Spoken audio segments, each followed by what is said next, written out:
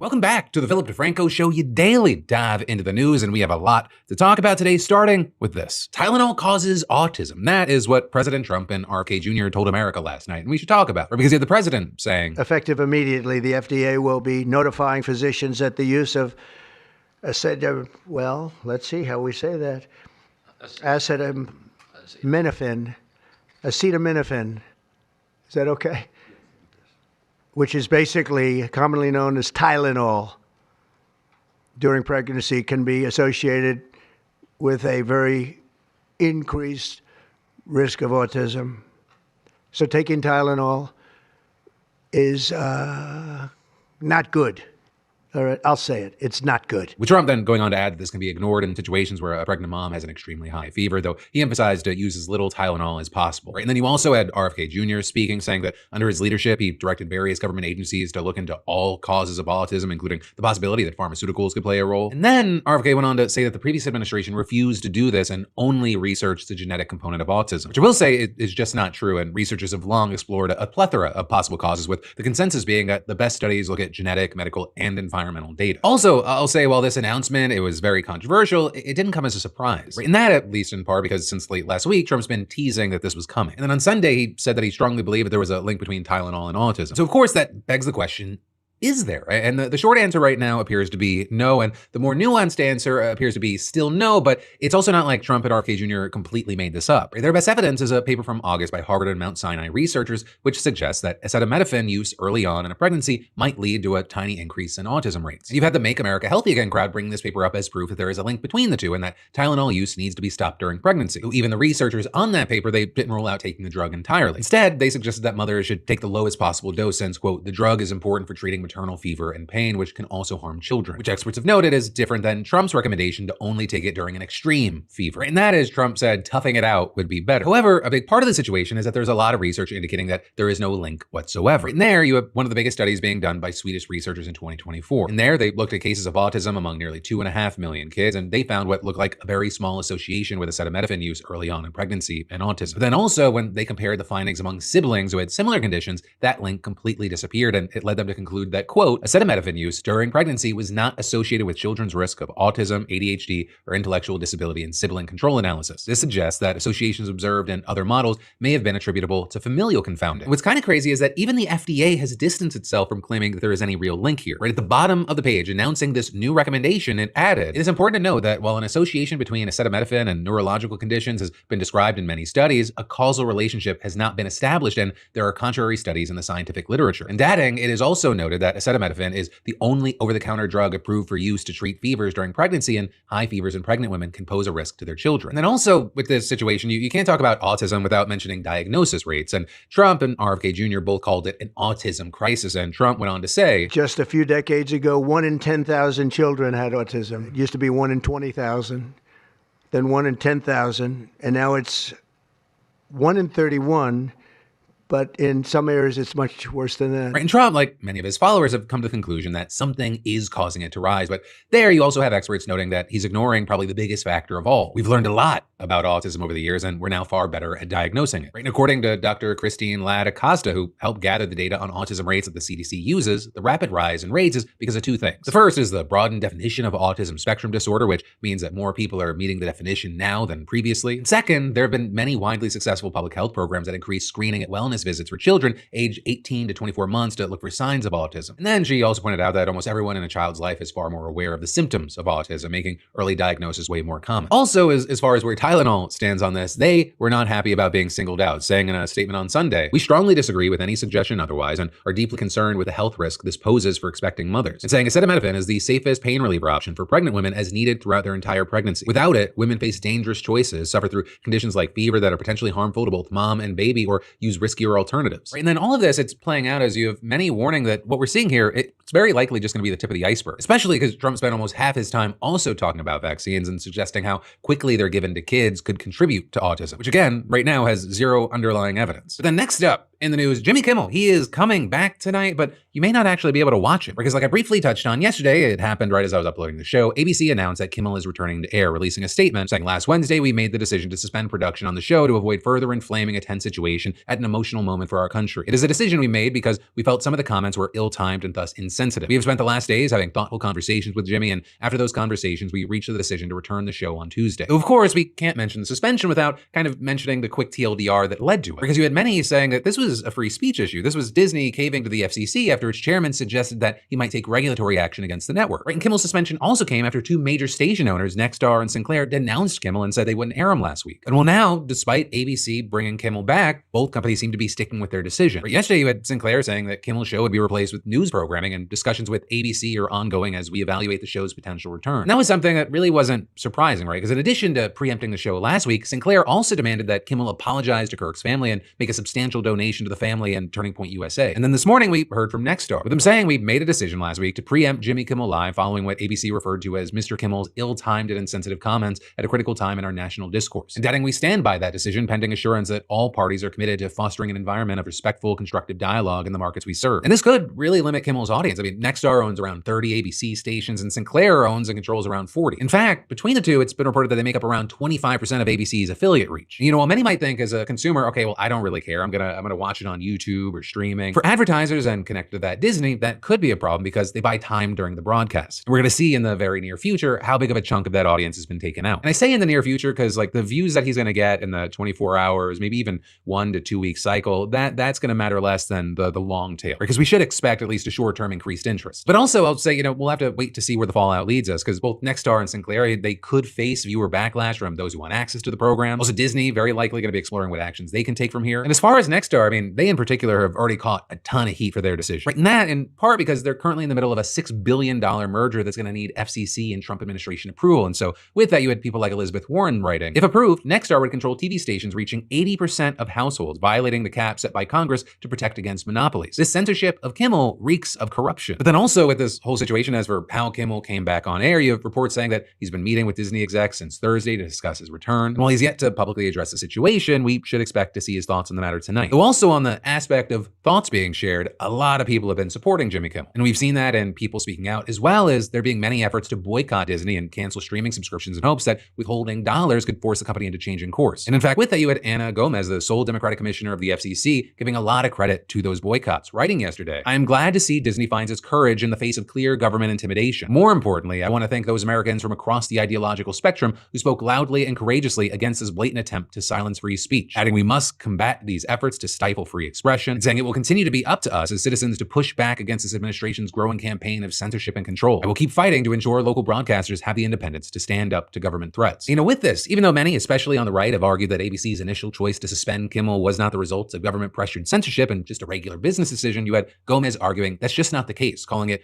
corporate capitulation and claiming that the Trump administration is, quote, not afraid of using the full power of our government to silence government critics. And so for now, we'll have to wait to see what Kimmel says tonight, the reaction and fallout from that, and then how things continue with Nexstar and Sinclair. And then we've got more we got to dive into, but first, let me say, you know, not guzzling enough water, not surviving on $14 green juice, is not doing a 27-step skincare routine before bed or eating the exact Mediterranean, keto, paleo, vegan, super salad TikTok says will fix your life, right? Because none of that matters if you're ignoring your actual health. And that's where today's sponsor, ZocDoc, comes in, right? And ZocDoc is a free app and website that I actually use where you can search and compare high-quality in-network doctors and click to instantly book an appointment. No phone tag, no begging receptionist, no the first openings 4 months from now nonsense. Instead, you search, compare real patient reviews, and book instantly online. And what's really key is they've got over 100,000 doctors across every specialty, from dentists, dermatologists, therapists, urgent care, primary care, all of it. And you can even filter by insurance, location, or availability so you don't waste time guessing who's right for you. And one of the best parts, I mean, appointments are usually within 24 to 72 hours, sometimes even same day. And I use ZocDoc because, shocker, I don't want to sit on a wait list while hoping my body doesn't fall apart. I mean, life is just too short for that. Your body's sending signals, and ignoring them, it's not going to make them disappear. So stop putting off those doctor's appointments. Scan that QR code or go to ZocDoc.com/Phil to find and instantly book a top-rated doctor today. That's ZocDoc.com/Phil, ZocDoc.com/Phil. But then next up in the news, this is crazy. We've got to talk about how the Secret Service just took down a network that could have crippled New York's telecom systems. Right, and this is more than 100 world leaders have gathered in the city for the 80th session of the UN General Assembly, including Donald Trump. But this crazy situation uncovered by the Secret Service, it reportedly followed a months-long investigation into what authorities have described as anonymous telephonic threats made against 3 high-level government officials, right? 1 in the Secret Service and 2 who work at the White House. And these threats, reportedly, they may have been something like the swatting calls we've seen directed at more and more public officials over the past few years, but also this network, according to at least one official, the agency had never seen something like it before, right? It reportedly would have been capable of sending an encrypted and anonymous text to every human being in the country within 12 minutes, right? With investigators finding more than 100,000 SIM cards and 300 servers at several locations within a 35-mile radius of the UN's headquarters. And with that, you had Matt McCool, which, yes, sounds like a made-up Secret Service name for a CW show. Actually, really quick, when you think of Matt McCool, what do you think of? I think of a humanoid dog that can skateboard, right? Like Poochie from The Simpsons. Anyway, Matt McCool, real person, top agent at the Secret Service's New York field office, said this network had the potential to disable cell phone towers and essentially shut down the cellular network. Or with it reportedly becoming clear to law enforcement that what they had discovered had been built for far more than just making untraceable swatting calls. Like in addition to jamming the cellular network, the system could be used for surveillance. And so the investigators, they'd been going through the data on the SIM cards that they recovered to see if they could figure out exactly what this was all about. And McCool is saying they expect to find that other senior government officials had also been targeted. And of course, that begs the question, by whom? And well, so far, an initial analysis identified ties to at least one foreign nation, as well as links to criminals already known to law enforcement, including cartel members. And so you've got experts saying that the scale of this operation, it suggests that it could be part of a nation's espionage operation. With one also explaining that only a handful of countries could pull off an operation like this, including Russia, China, and Israel. Though also, this could just be the tip of the iceberg, with McCool explaining. This is an ongoing investigation, but there's absolutely no reason to believe we won't find more of these devices in other cities. Or with them then going on to say that they're looking into whether this network was aimed at disrupting the UN General Assembly or spying on the people there, but there's also no evidence of that so far. But then also, I would say that wouldn't be without precedent. Right? A number of countries, they've been accused of spying on UN officials or UN facilities, perhaps chief among them being the United States. I mean, in 2009, for example, a classified memo appeared to direct American diplomats to gather intel on UN leadership. In 2013, you had Edward Snowden leaking documents indicating that the NSA had successfully hacked into the UN's internal video conferencing system the previous year. And then in 2023, the UN actually spoke out against the US over reports that it had spied on private conversations involving Secretary General Antonio Guterres and other top officials. Right, but in any case, fast forward to today, and you had Trump addressing the General Assembly for the first time since 2020. And as you might already know,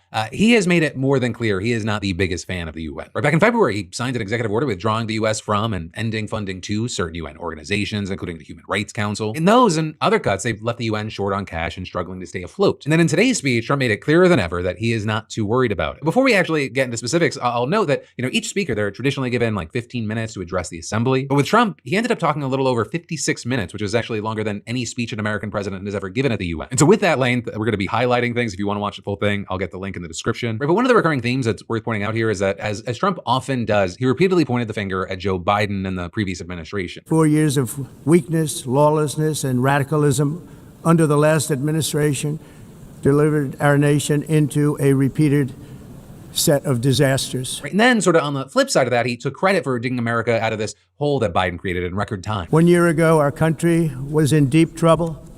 But today, just 8 months into my administration, we are the hottest country anywhere in the world. And there is no other country even close. On the world stage, America is respected again like it has never been respected before. And then with that, he made a number of, let's call it, bold claims about the state of the American economy, saying he built the greatest economy in the history of the world during his first term and is doing it again now. You then also had Trump celebrating other perceived successes, including the drop we've seen in crossings at the southern border. With Trump comparing the U.S. and other countries' immigration situations and saying, it's destroying your country, and you have to do something about it. It's time to end the failed experiment of open borders. You have to end it now. See, I can tell you, I'm really good at this stuff. Your countries are going to hell. Right, and with that, you actually had him blaming not only Biden, but the UN itself. Not only is the UN not solving the problems it should, too often, it's actually creating new problems for us to solve. The best example is the number one political issue of our time, the crisis of uncontrolled migration. It's uncontrolled. Your countries are being ruined. The United Nations is funding an assault on Western countries and their borders. And then you also had Trump accusing the UN of not even trying to end wars while repeating the false claim that he has ended 7 of them. No president or prime minister, and for that matter, no other country has ever done anything close to that. And I did it in just 7 months. It's never happened before. There's never been anything like that. I'm very honored to have done it. It's too bad that I had to do these things instead of the United Nations doing them. And sadly, in all cases, the United Nations did not even try to help in any of them. I ended 7 wars, dealt with the leaders of each and every one of these countries, and never even received a phone call from the United Nations offering to help in finalizing the deal. All I got from the United Nations was an escalator that on the way up stopped right in the middle. And then with that escalator comment, he also went on to complain about the teleprompter, which apparently wasn't working at the start of his speech. And this kind of devolved into a weird tangent that seemingly got at the heart of his problem with the UN, which is apparently that several years ago, like before he was president, as a real estate developer, he bid on a project to remodel a UN building, and the UN had the audacity to go after another offer. But then getting back to ending wars, as far as specific conflicts, you had him touching on Israel and Gaza, and specifically the question of Palestinian statehood. Because yesterday there was a meeting which was boycotted by the US and Israel focused on drumming up support for a two-state solution. And that ended with several countries, including France, Belgium, Luxembourg, Malta, and Monaco, announcing or confirming their recognition of a Palestinian state. Right in that, it came a day after the United Kingdom, Canada, Australia, and Portugal did the same. But here you had Trump repeating the argument that's been made by Israeli Prime Minister Netanyahu, which is that doing so is just a reward for Hamas. So very notably, you already had Secretary General Guterres pushing back on that idea yesterday, saying that statehood is a right, not a reward. But then also you had Trump addressing the war in Ukraine, which, like Israel and Gaza, is going to be discussed a lot this week. And in fact, yesterday you had an emergency meeting of the UN Security Council focused on recent and repeated incidents of Russian aircraft flying above or crashing in NATO countries. And you had the UK and Poland vowing to shoot down any Russian aircraft violating their airspace. But as far as what Trump had to say, you actually had him admitting that he thought ending it would be easier because his relationship with Putin, even saying that he thought it would be the easiest one. And then beyond that, he claimed that the US was willing to do more, but that Europe had to do more first. In the event that Russia is not ready to make a deal to end the war, then the United States is fully prepared to impose a very strong round of powerful tariffs, which would stop the bloodshed, I believe, very quickly. But for those tariffs to be effective, European nations, all of you are gathered here right now, would have to join us in adopting the exact same measures. But then finally, the last bit I'll touch on are Trump's comments on climate change, and you should probably just hear them for yourself. It's the greatest con job ever perpetrated on the world, in my opinion. Climate change, no matter what happens, you're involved in that. No more global warming, no more global cooling. All of these predictions made by the United Nations and many others, often for bad reasons, were wrong. They were made by stupid people that have cost their countries fortunes and given those same countries no chance for success. If you don't get away from this green scam, your country is going to fail. And I'm really good at predicting things, you know? And actually, with that, you had a BBC reporter in the room reporting that there were actual audible gasps when Trump called climate change a con job. Though really not the most surprising thing to come out of Trump's face. Right, Trump is pulling the US out of the Paris Agreement, and his administration is dismantling climate policy within the states. So with that, I also have to note that the world is having a hard time with all this. Right? In fact, there's a special climate summit that's going to be taking place tomorrow at the UN. Right? And that is focused on the commitments that most nations besides the US have made to weaning themselves off fossil fuels. Though a big thing with that is, while they were supposed to come up with new 5-year plans to curb carbon emissions by February, it's now September and only 47 of the 195 nations have actually done so. You know, a lot of play here. We're gonna have to wait to see what the continued fallout and reactions are. And in the meantime, of course, I'd love to know your thoughts here. Well, this is a news show. I, of course, also love for it to be a conversation in those comments down below. And then we've got to talk about even more. But first, just 1 minute, let me say, you know, I remember when the first drink of the night, it was a shot chased by a beer, followed by feeling rough the next morning. Not the best of my routines, but these days, my first drink is way smarter because it's today's sponsor, Z-Biotics Pre-Alcohol. The first time I tried it was before a Chargers game, and the next morning,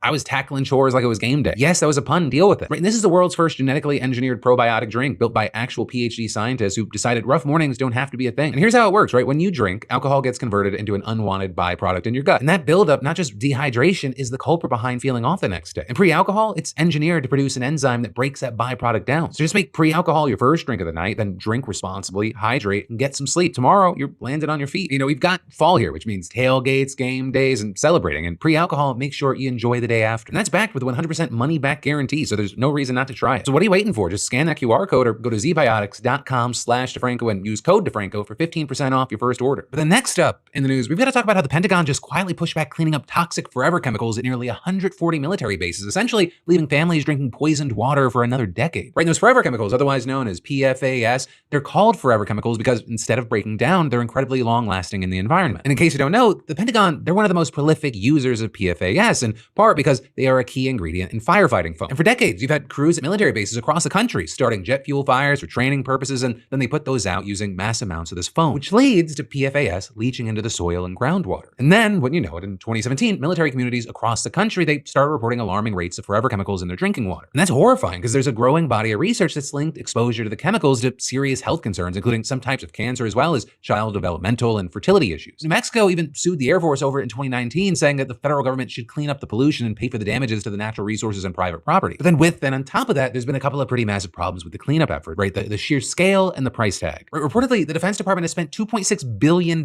since 2017 just investigating the extent of the contamination. And the government, they estimate that the process for cleaning up the chemicals around contaminated military sites, that'll take decades and cost nearly $7 billion a year. You've got the Director of Defense Capabilities and Management at the Government Accountability Office saying it's a very long-term process and there's just so much uncertainty. This is going to be a massive effort, but that shouldn't be confused with, so let's not do it. And now, like I mentioned, the DoD just quietly delayed the cleaning up of these chemicals at nearly 140 military installations across the country. And this is a very big change because in the last days of the Biden administration, the Pentagon released a general timetable for handling the pollution problem. But in a revision that was recently posted by Trump's DoD with no announcement and a New York Times analysis found that this new timeline, it would delay cleanup around military sites by a decade in some cases. And specifically, you've got delays that mess with the work that needs to be done before the actual cleanup, which, I mean, the cleanup itself can take years to complete, which means that the actual cleanup process won't start in some places until 2039. And these delays reportedly caught the military installations affected completely off guard. Or you've got a city councilor in Westfield, Massachusetts, for example, home to the Barnes Air National Guard base, saying there's been no discussion of delay. It's very upsetting and depressing that we haven't had clearer communications. And that, as you had Democratic Representative Kristen McDonald-Rivet from Michigan speaking out against the lack of communication, saying communities impacted by PFAS chemicals have been waiting decades for cleanup and they've been kept in the dark. When cleanup timelines change, residents deserve to know. And then I've got to mention, like, the timing here. These delays, they come as the National Defense Authorization Act for 2026 is,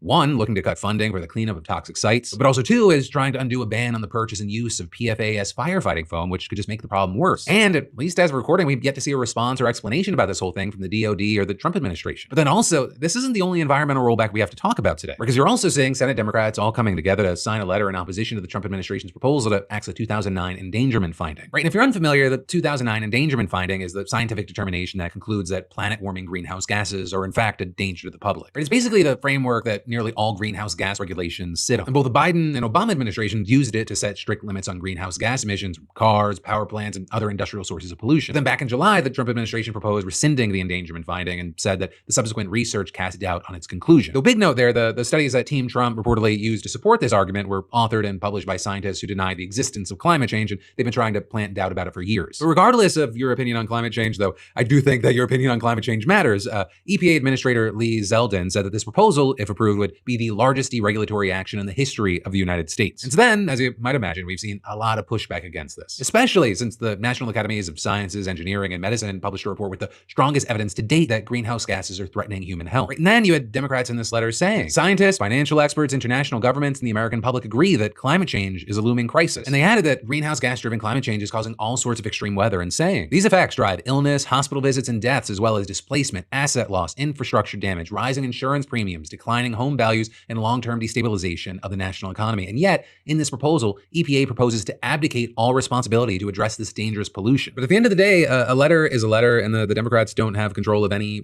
power, really. So for now, it's very likely this is just going to keep moving forward. But then, finally, for your last thing today, I just had a conversation with Pennsylvania Governor Josh Shapiro about the state of political violence, especially because he himself was a target, what's next for our country, and how he can justify saying things like Jalen Hurts is a better quarterback than Josh Allen for a mini episode of my podcast In Good Faith. And that full conversation, that full podcast, it'll be out in the next 24 to 48 hours. But also, with Kamala Harris's book coming out today, I just had to ask him about an excerpt where he was mentioned. On the note of speech, you might not like, and on the note of learning more, I know that in recent podcasts and interviews, you've said that you have not read Kamala Harris's book. One, do you want to book club it together? And two, apparently in one of the excerpts, Harris said that you were more focused on defining the role of VP for yourself instead of helping her win, and that you were already asking aides about artwork that you could put up in the Naval Observatory. Is that true? No, and listen, the only thing I was focused on was helping her win. And once she made the determination that Governor Walz was going to be a running mate, by the way, Tim's a really good friend of mine. Gwen, his wife's a really good friend of my wife, Lori's, and I can tell you we were genuinely happy for them. And then I worked my ass off in Pennsylvania and across this country to try and help them get elected, traveling with Governor Whitmer, Governor Evers to all the battleground states. Heck, I was showing up in rural communities in Pennsylvania where the Harris campaign never showed up. I was trying to do everything in my power to help her win. The only thing I was focused on was making sure she defeated